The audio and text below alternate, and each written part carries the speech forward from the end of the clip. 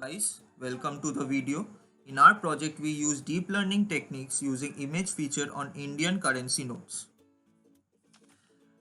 It is estimated that globally 1.3 billion people live with varying levels of vision impairment. Among them, almost 36 million people are blind. It means that every 5 seconds a person in the world goes blind. Our aim is to develop a robust dataset for Indian currency notes and apply newer deep learning techniques to recognize them. The obtained results will be compared with the previously published results, and any improvement in the recognition accuracy will be reported. Our project outline is divided mainly into four parts. The first part is analysis, second one data collection, third one deep learning, and the fourth one is application building.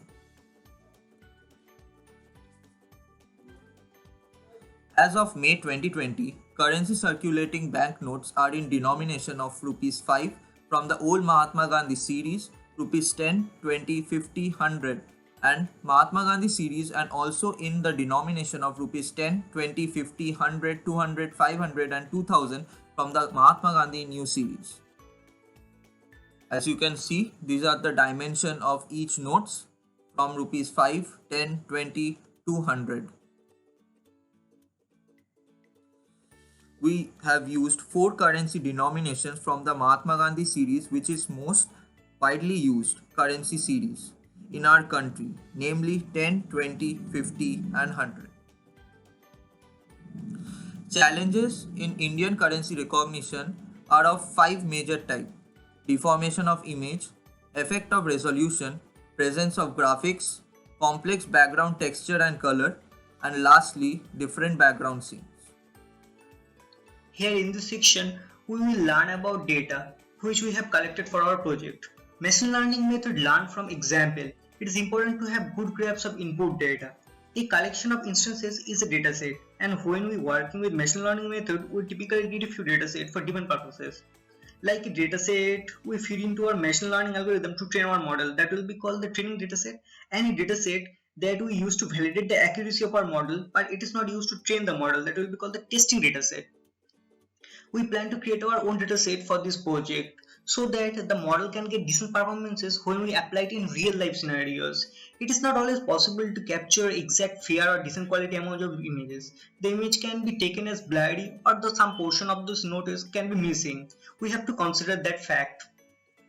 We use 4 different smartphone cameras to collect the images of those notes. For building the initial prototype, we selected 4 of the most commonly used Mahatma Gandhi notes, which will be 10, 20, 50 and 100.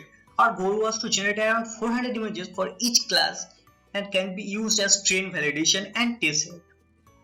Here is the example of some images that can be taken with our smartphone.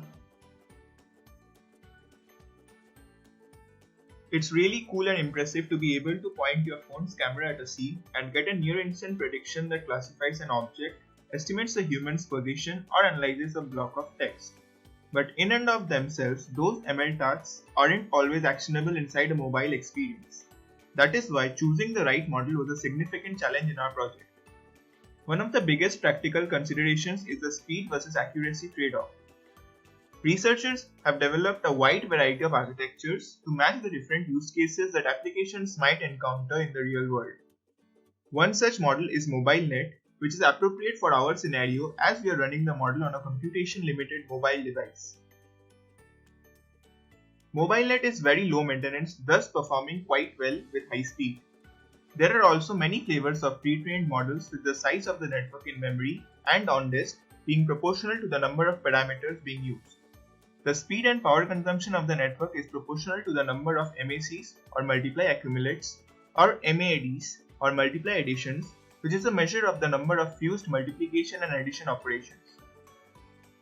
This graph below illustrates the fact that we can reach a high level of accuracy with comparatively lesser MAD operations as compared to other models like AlexNet, which is represented in orange, or Inception, which is represented in cyan.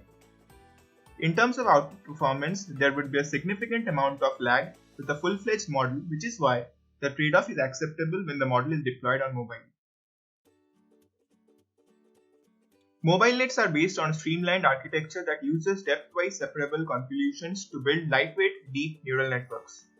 We introduce two simple global hyperparameters that efficiently trade off between latency and accuracy. These hyperparameters allow the model builder to choose the right size model for their application based on the constraints of the problem. Depth-wise separable convolutions are made up of two layers, depth-wise convolutions and point-wise convolutions. We use depth-wise convolutions to apply a single filter per input channel. Point-wise convolution is a simple 1x1 convolution which is then used to create a linear combination of the output of the depth-wise layer. MobileNets use both patch norm and ReLU nonlinearities for both layers. The default input size of the model is 224 x 224. The overall architecture of the MobileNet is as follows, having 28 layers with convolutional layer with stride 2, depth-wise layers, point-wise layer that doubles the number of channels, depth-wise layer with stride 2, point-wise layer that doubles the number of channels, and so on. All layers are followed by a batch norm and a ReLU nonlinearity, with the exception of the final fully connected layer which has no nonlinearity and feeds into a softmax layer for classification. For building and training the model, we chose to use two techniques to solve our problem of having a small dataset. Firstly, doing transfer learning with models pre-trained on large datasets, and secondly, using data augmentation techniques. Let us see how this would help us. Transfer learning is a machine learning technique where a model trained on one task is repurposed on a second related task.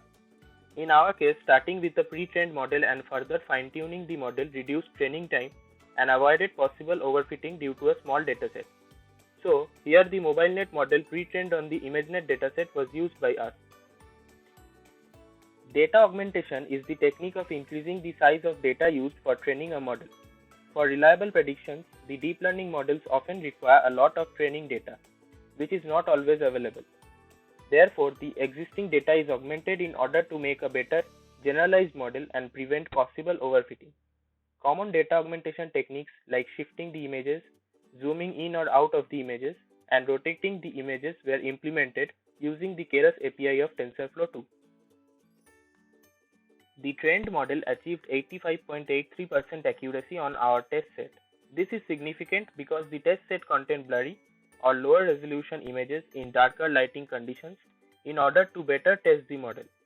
The corresponding confusion matrix of the predictions is shown. Coming to the last part of our project, application building. For our intents and purposes, the model should run locally so that the app can be used without any dependence on internet connection. Here we use TF-Lite or TensorFlow Lite for carrying out image recognition in our app. TF-Lite is an open source deep learning framework optimized for on-device inference. To use it in the app, the model was exported as a TF-Lite file. Now let me give you a demo of our initial prototype application. The app tries to recognize the currency note from live video feed and shows the respective prediction and probability below.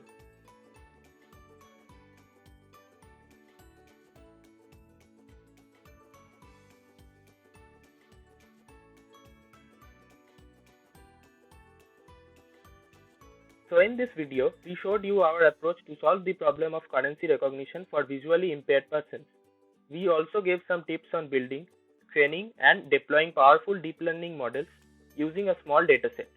The model was then used to run our own Android app without any extra resource. Regarding the technology used, all related deep learning code was run completely on the Google Colab platform without any extra paid resources. The system specifications of the free tier of the platform are given for reference. So that's it for today. Thank you very much for watching the video.